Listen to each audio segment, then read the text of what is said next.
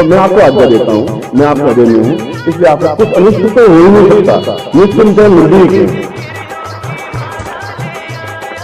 मगर यदि आपके विरुद्ध मुकदमा चल रहा हो, आपके विरुद्ध कोई शत्रुता पैदा कर रहा हो, आपके प्राणों को खतरा हो, तो इंतजार करना ही पड़ेगा आपको। अपने घर में कोई बच्चा वो पीड़ित हो गया और इंतजार करना ही पड़ेगा, उसमें नुकसान कुछ नहीं होता। नुकसान में आप जाएंगे, मैं तो केवल एक उदाहरण समझाया, आपको बताया है, वह भी आपको होगा ही नहीं, मतलब हजार इतने भी नहीं होगा, क्योंकि बस पूछने को आधा पेज का छोड़ दिया मैंने कि आपको न साहस नहीं दे, न खटरास नहीं दे, न दिखाई दे, कुछ ऐसा हो नहीं सकता।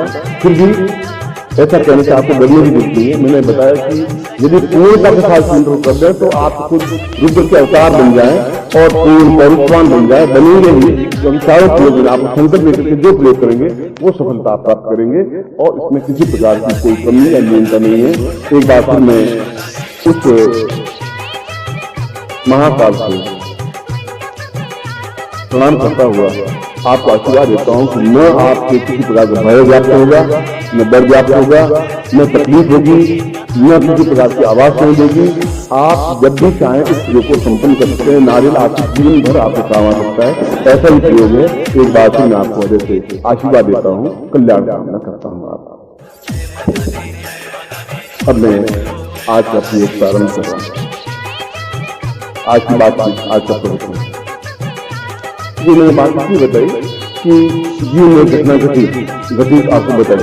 कभी आप में से कोई साधक तैयार हुए सीखने के लिए, तो मैं सुनाऊंगा, आपको दिखाऊंगा वह जीवन का सबसे वह भी आनंददायक है, वह भी एक अद्भुत खेल है, वह भी जीवन है, यह भी एक जीवन है, संन्यास भी एक जीवन है, सैकड़ों प्रकार का जीवन है।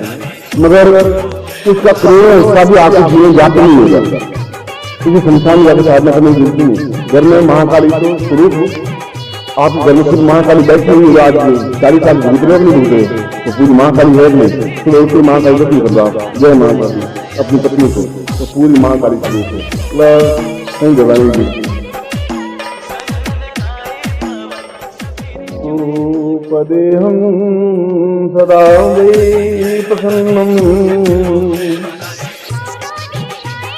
महालक्ष्मी रूपं वदेयं सदाहं, सदा वै प्रपन्नं सज्जानं सदैव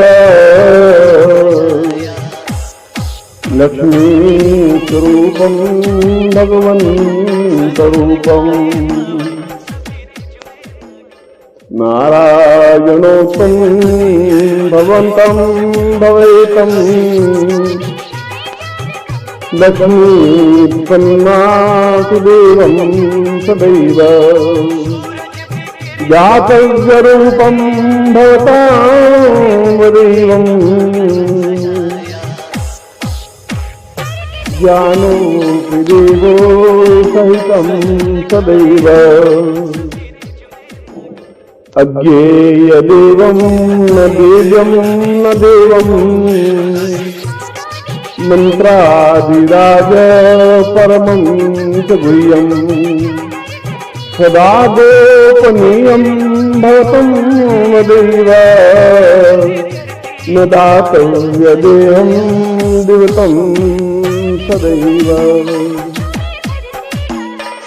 ये श्लोक मैंने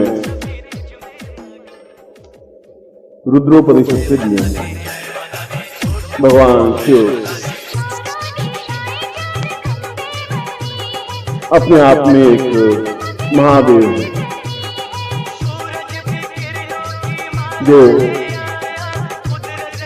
पार्वती के पति हैं, भगवती जगदम्बा के पति हैं, महालक्ष्मी के पति हैं, क्योंकि वे समस्त सिद्धियों के स्वामी हैं और तत्क्षण जीवन में सफलता देने में सहायक है। और हम यहाँ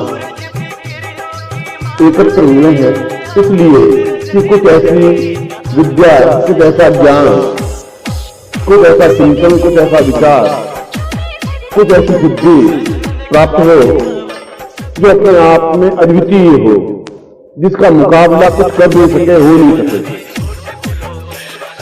और श्लोक में इसके पीछे एक कथा है, इस लोगों के पीछे। रावण का नाम आपने सुना होगा, पुलस्त्य ऋषि का पौत्र और विष्णुवा का पुत्र। रावण जैसा विद्वान न पृथ्वी पर हुआ है और न आगे होने की संभावना है।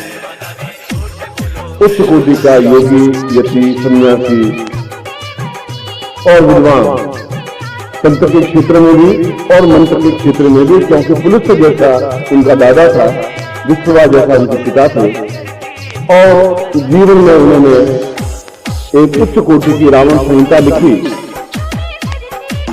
यह उसके जीवन की एक विडंबना थी कि उसने सीता हरण किया और एक कलंक का टीका उसके सिर पर लगा। मगर वह एक दूसरी कथा है कि उसके ऊपर कलंक का टीका लगा या उसने ऐसा क्यों किया। जहां तक उसके ज्ञान की बात है, वह प्रारंभ आप रावण संहिता को पढ़ें तो उसका बचपन अत्यंत निर्धनता और गरीबी में बीता। भिक्षा पात्र लिए हुए पैदा हुआ। जब वो केवल 5 साल का हुआ तब उसने अपने पिता को कहा कि मुझे क्या करना है। तो पिता ने कहा कि ये भिक्षा पात्र मैं तुम्हें देता हूं, गांव में घूमो, भिक्षा लाओ और खाना खाओ। मैंने जिंदगी में नहीं किया है और तुम्हें भी जिंदगी में यही करना है, क्योंकि ब्राह्मण का यही काम है। पिता ने जो कटोरा दिया उसने फेंक दिया। उसने कहा कि मैं ऐसा जीवन नहीं जी सकता, मैं भिक्षा मांग करके नहीं जीऊंगा, उसे मर जाना ज्यादा पसंद करूंगा। आपने जीवन दिया है तो मैं आपको प्रणाम करता हूं, क्योंकि आप पिता हैं, मगर इसके साथ साथ ये भी कहूंगा कि कायरता भी है आप, इसलिए कि आपने कभी चैलेंज के रूप में जीवन को नहीं लिया। एक 5 साल का बालक कह रहा है, और जो चैलेंज नहीं दे सकता वो जीवन मनुष्य नहीं बन सकता। वह व्यक्ति क्या हुआ, वो तूफानों से लड़ नहीं सके, जो समुद्र के अंदर कूद नहीं सके, जो भंवर में फंस नहीं सके और भंवर से जो निकल नहीं सके। मनुष्य क्या हुआ? मनुष्य वह है जो सामने चुनौतियां आए और उसका डट कर मुकाबला करे और पलट दे अपने जीवन को, आने वाले युग को, वर्तमान युग को और पूरे ब्रह्मांड को। विष्णुवा उनके पिता टुकुर टुकुर उनके 5 साल के पुत्र को देखते रहे। उनके तुम सोच रहे हो, तुम क्या कह रहे हो? तुम अपने दादा को ध्यान रखो, वह भी ब्राह्मण थे और हमारा जीवन का भिक्षाटन हमारे जीवन का एक कर्तव्य है और कर्तव्य को तुम्हें याद दिला रहा हूं। अन्यथा तुम क्या करोगे? ब्राह्मणों का काम केवल ज्ञान देना है और यजमान भक्ति करनी है। भिक्षा पात्र उनके हाथ में जन्म से ही होता है, उनको होता होगा, मैं कब कह रहा हूं नहीं होता होगा, मगर मैं ऐसा जीवन जी नहीं सकता। मैं जीवन जीऊंगा तो दम खम के साथ जीऊंगा। और रावण घर से निकल पड़ा और उसके अगले 6 साल बहुत कठिनाई, दुख और परेशानी बीते। इतनी गरीबी, इतनी निर्धनता कि घोड़े जो कूड़ा करकट होता है उस पर जो दाने लिखे हुए होते हैं, उन दानों को लेकर के वह खाता। या खेती जब कटाई हो जाती तो पीछे किसान जब चला जाता और कुछ गेहूं के दाने या चावल ज्यादा बच जाते, उनको इकट्ठा करके भोजन करता। कितनी गरीबी से एक रावण खड़ा हुआ, मैं इसका एक उदाहरण दे रहा हूं। और उसके गुरु जब उसने ये संस्कार लिया तो दादा के पास गया और पुलिस को कहा कि मैं अपने जीवन में जो कुछ बचेगा जीवन मेरा, चाहे मुझे कितना ही साल लगे, मगर मैं कुछ ऐसा बनना चाहता हूं कि मेरा नाम एक पंडित के क्षेत्र में, विद्वान के क्षेत्र में, एक श्रेष्ठता के क्षेत्र में अद्वितीय बनो। इस गरीबता को मैं करोड़ों मील दूर फेंकना चाहता हूं जो आपने भोगी, तो मेरे पिता ने भोगी, जो भूखे मरे, जो कष्ट सहन किया है, जिनके ऊपर कपड़े नहीं है, मैं पहनाने के लिए उनके पास कपड़े नहीं है, मैं खिलाने के लिए उनके पास रोटियां नहीं है। क्या ऐसा जीवन जीना उचित है? आपने जिंदगी भर ऐसा जीवन जिया है, मैं आपको प्रणाम करता हूं कि आप मेरे पिता में, मेरे पिता ने ऐसा जीवन जिया है, मैं पिता के रूप में उनको प्रणाम करता हूं, मगर ऐसा जीवन जीने के लिए बात नहीं हो सकता। आप मुझे युद्ध को संस्कार दें। उनका भी इस समय इस कोटि के जो ज्ञानवान हैं, वे विद्वान श्रेष्ठोत्तम है, तुम उनसे यदि संस्कार लो। जो तुम्हारे अंदर तेजस्विता है, जो क्रोध, एक आग, एक चिंकारी है, एक अंदर जो बढ़ास है, वह मैं झेल नहीं पा रहा, क्योंकि तुम्हारी आंखों में लपक है, कुछ करने की क्षमता है, उन्हें कुछ करने की क्षमता नहीं है। मैं ये बोलना चाहता हूं कि मैं देवता को ठोकरों से कैसे उछाल सकता हूं, देवता कैसे मेरे सामने गिड़गिड़ा के भाग सकती है, कैसे मैं लक्ष्मी को अपने घर में बुला सकता हूं, मजबूरी जबरदस्ती से, और घर में कैद कर सकता हूं, क्योंकि मैं वह व्यक्ति हूं जो दूसरों को रुला सकता है, खुद रोएगा नहीं। और वह गुरु जहां बताया वहां गए और गुरु की सेवा की। गुरु ने जब संस्कार किया, उसने कहा कि मैं जीवन में कुछ ऐसा प्रयोग करना चाहता हूं, कुछ ऐसा ज्ञान चाहता हूं जो आज तक आपने किसी को दिया नहीं। तो उन्होंने श्लोक का जो मैं तीसरा भाग बोल रहा था, गोपनीयम स्वा गुह्यम न व्यापद्यम नदी बड़ा, गुरु ने कहा कि ये मंत्र मैं नहीं दे सकता। गोपनीय गुह्यम बहुत गोपनीय, क्योंकि ये इतना गोपनीय है कि ब्रह्मा के द्वारा ही मुझे प्राप्त हुआ है, और इस गोपनीय मंत्र को नहीं दिया जा सकता, संभव नहीं है। उनको क्यों नहीं दिया जा सकता? क्या कमी है मुझे? आप मुझे परीक्षा लीजिए मेरी, यदि आप गुरु हैं तो फिर दीजिए, और मुझे कमी है तो मुझे बताइए। समुद्र को छलांग लगाऊं तो मैं छलांग लगाऊंगा या डूब जाऊंगा, मगर मैं इस चीज को प्राप्त करना चाहता हूं जो आपके पास में है। इनका तुम्हें दीपावली से विश्राम करना पड़ेगा, दीपावली तक इंतजार करना पड़ेगा, प्रतीक्षा करनी पड़ेगी। उसने कहा मैं 100 साल प्रतीक्षा कर सकता हूँ, मगर मैं ऐसे छोटी मोटी मालक्ष्मी साधना नहीं करना चाहता हूँ, मैं ऐसा मैं कोई क्रिया नहीं करना चाहता हूँ जिससे मेरा जीवन बन सके, ऐसा मैं नहीं चाहता हूँ। मैं चाहता हूँ कि मेरे जैसा कोई धनवान बन ही नहीं सके, मैं ठोकरों में धन को उठा लूं और धन मेरे सामने गिरे, मैं लक्ष्मी को फटकारूं, लक्ष्मी मेरे सामने पढ़ने पड़े। वह होगी नारायण की पत्नी होगी, वह नर की पत्नी होगी, वह विष्णु की पत्नी होगी, मैं उसके बाद ठेका नहीं है। वह लक्ष्मी है, वह सबके लिए है, वह उनकी पत्नी के रूप में है, मगर मैं उसको प्राप्त करके रहूंगा, और ऐसा प्राप्त करूंगा कि मेरी पीढ़ियां याद रखेगी, आने वाली 5000 साल तक लोग याद रखेंगे कि मैं तो किसी को बना। और दीपावली के प्रातः काल उस गुरु ने कहा कि उस बीच 6 महीने बाकी, 6 महीने उसने भरपूर सेवा की, गुरु की इतनी उत्कृष्ट सेवा की कि गुरु सोने के बाद होता, गुरु उठते उससे पहले उठ जाता, और एक 11 साल का बालक, 10 साल का बालक, जिसके अंदर एक लपक थी, तेजस्विता थी, एक चाह थी, आग थी, तड़प थी, एक वैसे थी, चाह थी ऐसा कुछ करूं। ऐसी छोटी मोटी महालक्ष्मी साथ में बहुत हो चुकी है, बहुत हो चुके हैं। हर एक व्यक्ति सिखा देगा, विश्वामित्र सिखा देगा, और भी सैकड़ों वाल्मीकि वो सिखा देंगे। ऐसी महालक्ष्मी साधना मुझे नहीं करनी है।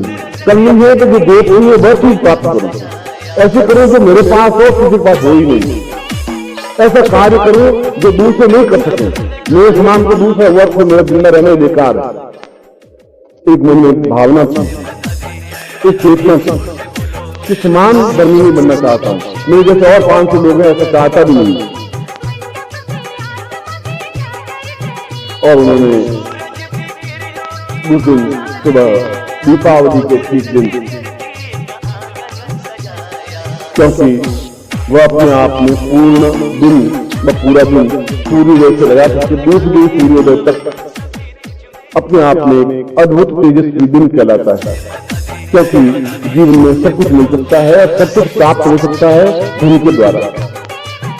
उस धन की जरूरत आज भी है, उस धन की जरूरत आज से 10,000 साल पहले भी थी, 25,000 साल पहले भी थी। वशिष्ठ को भी थी, विश्वामित्र को भी थी, अपने को भी थी, कणाद को भी थी, पुरुष को भी थी, राम को भी थी, दत्त को भी थी, कृष्ण को भी थी, दुर्योधन को भी थी, और आप लोगों को भी है। और जीवन में प्रत्येक व्यक्ति को है, क्योंकि बिना लक्ष्मी के जीवन 1 इंच भी आगे सरका नहीं जा सकता।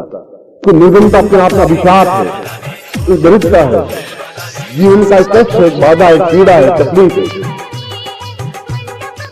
क्योंकि तड़ पर हमें मरना पड़ता है उस अभाव में। जब हमारे पास दूसरों को देखते हैं कि मोटर में चलते हैं, मोटर को नहीं चल पाते तो जिन्हें बेचैनी होती है हम क्यों नहीं चल पा रहे हैं, क्यों नहीं हमारे पास मकान है, क्यों नहीं महल है हमारे पास। हम ब्राह्मण हैं या क्षत्रिय हैं या वैश्य हैं या शूद्र हैं, तो ये वैभव हमारे पास क्यों नहीं हो? हमने क्या कमी है? ये वैभव हमारे पास भी होना चाहिए। पैसा जो जीवन बाप ने दिया उसी मकान में तुम जिंदगी घसीटते रहो, हर बार एक पैसे की तरफते रहो, तड़पते रहो, और बड़ी मुश्किल से अपने बच्चे को तुम पढ़ा नहीं सको, बच्चे की शादी ढंग से कर नहीं सको, समाज में सम्मानीय स्थान प्राप्त नहीं कर सको, दाम नहीं दे सको, मन नहीं बना सको, अपने जीवन में उच्चता प्राप्त नहीं कर सको, जीवन का अर्थ क्या रहेगा तुम्हारा? जीवन का मतलब क्या, मकसद क्या है? जीवन का मकसद है हर हालत में दरिद्रता को मिटाना, मिटाना नहीं, लक्ष्मी को प्राप्त करना, लक्ष्मी को प्राप्त नहीं करना, इतनी उच्च कोटि को लक्ष्मी को प्राप्त करना। लक्ष्मी तुम्हारे सामने 10 बार झुके, तुम्हें झुकने की जरूरत नहीं पड़े, उस मंत्र को लक्ष्मी मंत्र कहते हैं। जी के दीन जलाने से लक्ष्मी नहीं आती, हाथ जोड़ने से लक्ष्मी नहीं आती, दीन जलाने से लक्ष्मी नहीं आती, प्रार्थना करने से लक्ष्मी नहीं आती। बहुत हो चुका, 5,000 10,000 25,000 उनको लगता है लक्ष्मी माता करते करते बहुत हो चुका, वो माता आती नहीं। उल्टी घर में 2 किलो घी होता है वो जल जाता है उल्टा, ये खर्चा और होता है। ऐसा मंत्र नहीं है। ऐसे लक्ष्मी साहब ने आपको 25 बार करवाया, 50 बार करवाया। मैंने कहा कि इस बार और पिछले आप देखो साल भर में कई ऐसे प्रयोग संपन्न करवाए जो अत्यंत गोपनीय रहे। उसने कहा कि किसी ब्राह्मण को, किसी पंडित को, किसी विद्वान को, किसी गुरु को यह मंत्र अपने शिष्य को देना ही नहीं चाहिए। इस रुद्र संहिता में तो ये लिखा है, रुद्र परिषद में ये लिखा है, और मैं कह रहा हूं जरूर देना ही चाहिए। क्यों नहीं? गुरु ने देगा तो फिर कौन देगा? और वही ब्राह्मण गुरु ने कहा कि ऐसा मंत्र दीपावली दिन भगवान शिव दे सकते हैं। मैं शिव को प्रसन्न करने के लिए मंत्र दे सकता हूं, क्योंकि गोपनीय। उसने कहा 6 महीने पहले क्या देते हैं?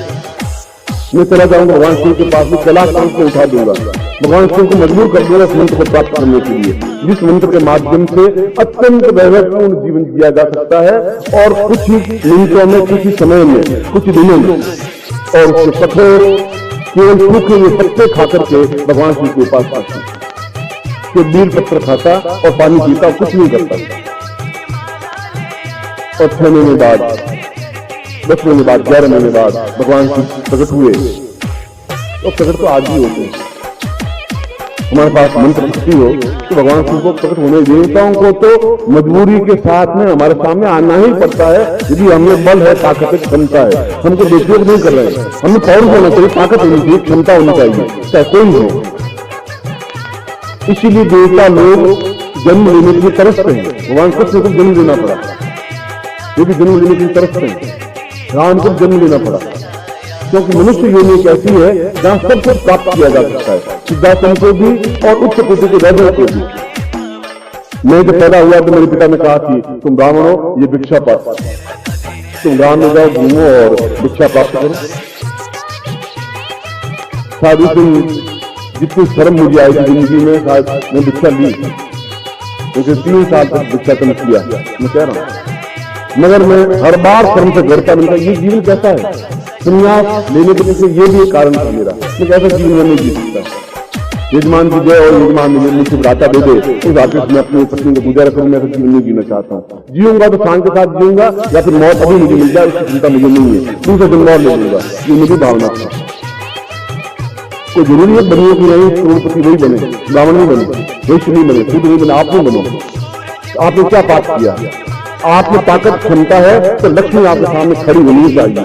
जो विश्वामित्र ने कहा कि लक्ष्मी, जब विष्णु को ठोकर मारी प्रभु ने, उसके बाद विश्वामित्र ने ठोकर मारी, उसने कहा कि लक्ष्मी तुम्हारे सोचेरी नहीं है, यह मेरे आंगन में आएगी, हर हालत में आएगी, और मेरे आंगन में नृत्य कराऊंगा मैं, तब मैं विश्वामित्र हूं, उनका विश्वामित्र कहना छोड़ दूंगा। और लक्ष्मी को आना पड़ा और जीवन भर उसके पास रहना पड़ा। मैं उससे भी पहले की कथा कह रहा हूँ, रावण। और उसने भगवान शिव ने पूछा तुम क्या चाहता है? मैं वह मंत्र चाहता हूँ, वह प्रयोग चाहता हूँ जिसके माध्यम से मैं अद्वितीय कुबेर बनूं। कुबेर तो छोटी चीज है, कुबेर तो मेरे नौकर हो। इतना वैभवशाली जीवन जीना चाहता था, इतना विविधतापूर्ण जीवन जीना चाहता हूँ, सारी विद्या में पारंगत हो जाऊं, सारे साधनों में पारंगत हो जाऊं, और उस धन के माध्यम से मैं जो चाहूं वैसा करूं। भगवान शिव ने कहा तुम और चीज मांगो। उसने कहा इसके अलावा मौत अपने से जीवन लेना चाहते मृत्यु दीजिए या ज्ञान दीजिए, किसी कुछ चीज है नहीं, क्योंकि जिस गुरु ने मुझे शिष्य दिया, यज्ञ गुरु दिया, उसने भी मुझे एक दिन से फेंक दिया, आपके पास भेज दिया और कहा कि और आपने उसको जोड़ दिया कि गोपनीय ये गोपनीय रहेगा तो क्या फायदा होगा? जब मैं सीखूंगा नहीं तो फिर आपकी उपासना करने से फायदा भी क्या? फिर आप नीलकंठ कहलाएंगे क्या? महादेव कैसे कहलाएंगे? आप क्या चीज कहलाएंगे? रुद्र कैसे कहलाएंगे? और भगवान शिव ने उस मंत्र को दिया जो आगे जाके शिव खप्पर प्रयोग किया जाएगा कि क्रमिक युक्त शिव खप्पर प्रयोग, जो सोने से भरा हुआ खप्पर। उसने कहा कि ये मंत्र तुम्हें दे रहा हूं, तुम आगे नहीं दोगे। उसने कहा मैं आगे जरूर दूंगा, मैं ग्रंथ में लिख के जाऊंगा। अगर कोई शिष्य में बना तो मैं ग्रंथ में लिखूंगा, आने वाली पीढ़ियां को प्राप्त करेंगी। वृत्तापूर्ण जीवन में नहीं जीना चाहूंगा, मैं आपसे पहले कर देता हूं। भगवान शिव उसने कहा कि ये बालक अत्यंत इसलिए है। और फिर आगे कथा है कि उसने कैलाश पर्वत अपने कंधों पे उठा लिया और भगवान शिव को लाए, रामेश्वर की स्थापना की है। फिर आगे की दूसरी कथा है। और वह शिव खप्पर अपने आप में वह रावण जो दाने दाने चुन करके एक ब्राह्मण भिक्षाटन करता हुआ व्यक्ति पूरी नगरी को सोने की बना दिया, उसके बाद से नगरी को सोने की नहीं बना सका। अपने घर में तो सोने के सिक्के ला सका, पूरी नगरी को सोने की नहीं बना सका, वो रावण ही बना सका इस प्रयोग के माध्यम से। और उसके बाद कथा प्राप्त होती विश्वामित्र की, जो इसी प्रयोग को उसने संपन्न किया। उसके बाद तीसरा उदाहरण आता है शंकराचार्य का। शंकराचार्य जैसा तेजस्वी पैदा नहीं हुआ और उसने एक घर में गया और घर में जाकर के भिक्षाम दे उसने कहा एक जगह जितने मुझे मिलेगी आटा जितना मिलेगा बस उसी रोटी दिन भर गुजारा करूंगा, चाहे मुट्ठी भर अनाज मिले चाहे 2 भर अनाज मिले, चाहे आटा मिले नहीं मिलेगा तो भूखा रहूंगा। शंकराचार्य का जी एक प्रण था। वह एक ब्राह्मण के यहाँ गया, उसने कहा भिक्षाम दे, और कोई भिक्षा मांगने के घर पे आए, कोई सन्यासी कोई ब्राह्मण और नहीं गए, ये हमारे जीवन की न्यूनता है। और वह वृद्धा बहुत सच्चाई, उसके साथ मैं सन्यासी खाली हाथ कैसे लौटा हूं और क्या दूं? घर में देखा तो उसमें मुट्ठी भर आटा भी नहीं था, अनाज का दाना नहीं था और एक साड़ी पहनी हुई थी। ये शंकराचार्य के जीवन में लिखा हुआ है, मैंने कई बार आपको सुनाया। उसने सूखा सा आंवला कहीं पड़ा था घर के कोने में, वो आंवला कांपते हुए हाथों से लेकर आई और उसको खप्पर में डाल दिया कि महाराज मेरे पास कुछ है नहीं, मैं आपको खाली हाथ लौटा नहीं सकती और उस आंवले के अलावा मेरे पास कुछ नहीं। शंकराचार्य का इतनी भी गरीबी हो सकती है क्या? इतनी निर्धनता, इतनी दरिद्रता, फिर मेरा ज्ञान क्या काम आएगा? फिर मैं गुरु कैसे कहलाऊंगा? जगत गुरु शंकराचार्य होऊंगा कैसे? मुझे जगत गुरु कौन कहेगा, कैसे कहेगा? अगर मैं निर्धनता दूर नहीं कर सका तो जीवन का मतलब क्या होगा, मकसद क्या होगा? उसने अपने खप्पर को फेंक दिया और वहीं खड़े खड़े इसी प्रयोग को संपन्न किया जिसको शिव खप्पर प्रयोग कहते हैं, जिसको स्वर्ण खप्पर प्रयोग कहते हैं, जिसको कनक धारा प्रयोग कहते हैं, जिसको स्वर्णावती प्रयोग कहते हैं। और उसके घर में सोने की वर्षा होने लगी उसी समय, उसी क्षण, और इसीलिए उसको कनक धारा कहा गया, वर्षा के समान सोने की वर्षा था। और इस मंत्र को, इस सन्यासियों को ये मंत्र मैंने सिखाया, शिव की साधना की है। आज मैं शिव की पूजा करता हूँ और रुद्र की पूजा करता हूँ मैं, मगर मैंने कहा कि ये मैं सिखाऊंगा, मैं गृहस्थों को कभी ये मंत्र दिया नहीं दिया, कभी प्रसंग आए नहीं, कभी कोई बात बनी नहीं। शंकराचार्य के मंत्र दिया, पर शंकराचार्य के प्रयोग में और रावण के प्रयोग में बहुत बड़ा अंतर है। जो शिव ने प्रयोग दिया उस प्रयोग को शंकराचार्य पूरी तरह समझ नहीं पाए, थोड़ी बहुत न्यूनता रही। मैं शिव ने जो प्रयोग दिया वो अपने आप में पूर्ण तांत्रिक अद्वितीय प्रयोग था जो रावण को दिया। एक तेजस्वी मंत्र, तेजस्वी भावना, तेजस्वी चेतना और अपने आप में गरीबी आपके पास में कम से कम 25 पीढ़ियों दूर धकेलने की क्रिया और आपके जीवन में बहुत संपन्नता जो पिछली 25 पीढ़ियों देखा नहीं। उस संपन्नता के माध्यम से हम अद्वितीय बने, दान दें, सज्जनों की शादियां करें, यश प्राप्त करें, सम्मान प्राप्त करें और जीवन में सब कुछ प्राप्त करें जो दूसरे भोगते हैं। अमीरी अपने आप में अभिशाप नहीं, पाप नहीं, गरीबी पाप। ये ब्राह्मण अपने आप में तुच्छ है जो शिष्यों कहते हैं तुम गरीब रहो, निर्धनता रहो, अपने आप संतोष वृत्ति रखो। मैं तो संतोष काय का, क्या संतोष, काय का संतोष, किस बात का संतोष? हम मनुष्य हैं, हम किसी गुरु के शिष्य हैं, हम सब कुछ प्राप्त करेंगे, जो कुछ दूसरे चाहते हैं उसे ज्यादा प्राप्त करके दिखा देंगे, क्योंकि हम उस गुरु की संतान हैं, उस गुरु के शिष्य हैं, ऐसा प्राप्त करेंगे।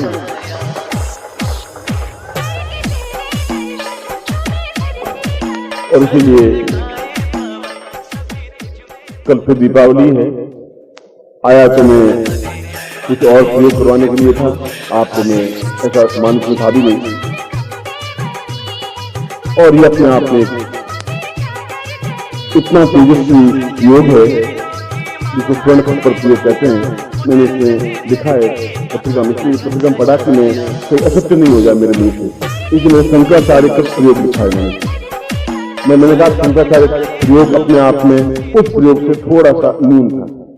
क्यों न्यून था वो आगे कथा है, वह ढंग से सामंत संहिता समझ नहीं पाया।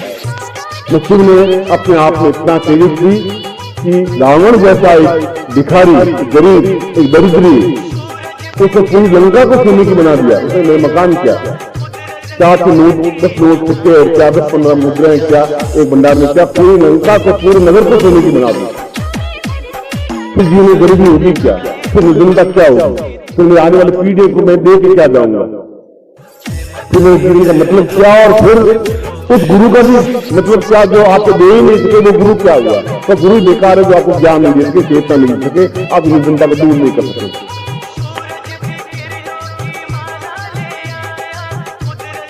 इसलिए कल प्रातःकाल 9:30 बजे मैं यहाँ उपस्थित होऊंगा। 9:30 का मतलब होता है 9:30 और कल का एक ही दिन हमारे पास में है। और ये प्रयोग प्रत्येक प्रयोग आज महाकाल प्रयोग करवाया है, तो अपने आप में इतना तेजस्वी है कि आप बस केवल शत्रु को एक बार देख लें, वो परास्त होगा ही होगा, गारंटी के साथ होगा। आपकी आंखों में इतना सम्मोहन, इतना तेज आ जाएगा, इतनी तेजस्वी आ जाएगी। इसलिए महाकाल प्रयोग करने के बाद में ये प्रयोग दिया है, रुद्र प्रयोग। और ऐसी कि आपके जीवन में गरीबी जैसी चीज रहे नहीं, आप खर्च करें, जो जितना खर्च करें उससे 1000 गुना वापस प्राप्त हो। कहां से प्राप्त हो पता ही नहीं चले, कहां से आ रहा है, कहां जा रहा है। हम ऐसा जीवन जीना चाहता हूं, मैं अपने शिष्यों को ऐसा जीवन देना चाहता हूं। मैं उनके जीवन को गरीबी में बिताना नहीं चाहता। मैं गरीब हूं, मैं उनको गरीब रखना चाहता हूं। मैं उनके जीवन को एक दिन स्वर्णिम बना देना चाहता। अगर विद्या है तो इस विद्या को कौन जमीन पर उतारेगा, कौन देगा? कहां से आएगी विद्या? क्यों गोद में रखा जाए? विद्या है तो देने की चीज है, उन्होंने गोद में कहा होगा, वह उनकी इच्छा की बात है। कुछ लोग नोटों को एकदम से बंद करके, पेटी बंद करके रख देते हैं, अपने दोनों हाथों में लुटा देते हैं, लीजिए भैया और आ जाएगा। मैं की चिंता की बात नहीं है, मैं खुद कह रहा हूँ, मैंने दिखा था उनसे प्रारंभ किया जीवन। मैंने कहा मैं 10 रुपए नौकरी से प्रारंभ किया जीवन, मैं बता रहा हूँ, मगर मैं बदली जीवन जी नहीं सकता था और जीता नहीं, ये और बता देता हूँ।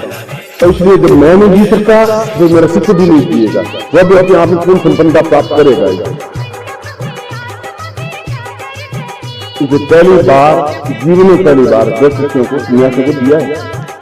आपने सन्यासी को क्यों दिया? इस सन्यासी को दिया तुम भीख नहीं मांगोगे, इस सन्यासी को दिया कि तुम अपने आप में उच्च वैभव पूर्ण जीवन व्यतीत करोगे। वे वहां तुमसे ज्यादा उच्च वैभव पूर्ण जीवन व्यतीत करते हैं। मंत्रों के माध्यम गद्दे तकिया पलंग सब मंगाते हैं, सोते तुम आराम से हो। बाकी सन्यासी से तुम क्या चिंता करते हो? बाकी किसी दौड़ दौड़ के वहां आ जाते हैं, तुम्हारे गुरु जी के पास दीक्षा लेने, हम भी यहाँ से मैं जब सुनने के साथ बहुत तकलीफ थी। बाकी सारे गुरुओं को छोड़ छोड़ के सब से आ जाते थे वहां, और फिर दीक्षा लेने तो जीवन एक दूसरा जीवन था। मैं तो कल दीपावली का पर्व है, माँ लक्ष्मी का पर्व है, और अपने आप में